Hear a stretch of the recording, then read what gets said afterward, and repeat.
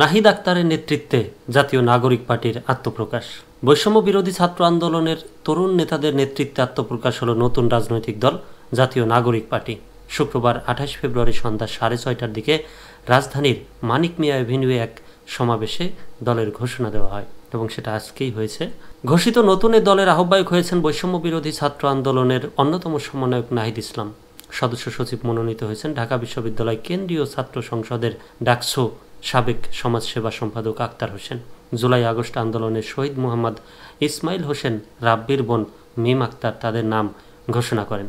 পরে নতুন দলের সদস্য সচিব আক্তার হোসেন কমিটির আরও কয়েকজনের নাম ঘোষণা করেন। নাসির উদ্দিন পাটোয়ারিকে নতুন দলের মুখ্য সমন্বয়কারী, সিনিয়র যুগ্ম আহ্বায়ক সামান্তা শারমিন ও আরিফুল ইসলাম আদিব, সিনিয়র যুগ্ম সদস্য সচিব ডাক্তার তাসনিম জারা ও নাহিদা সরোয়ার নিভা, যুগ্ম মুখ্য সমন্বয়ক আব্দুল হান্নান মাসুদ, হাসনাত আবদুল্লাহ মুখ্য সংগঠক, সার্জিস আলম মুখ্য সংগঠক ঘোষণা করা হয়।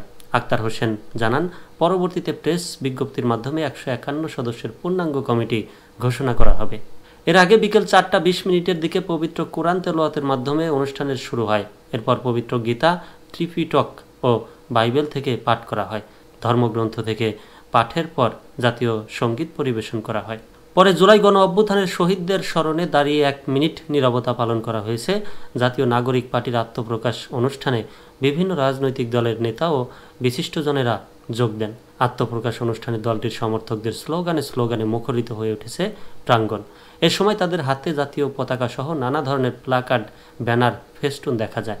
দুপুরের পর থেকে রাজধানী ছাড়াও দেশের বিভিন্ন স্থান থেকে সমাবেশ স্থলে উপস্থিত হন কর্মী সমর্থকেরা।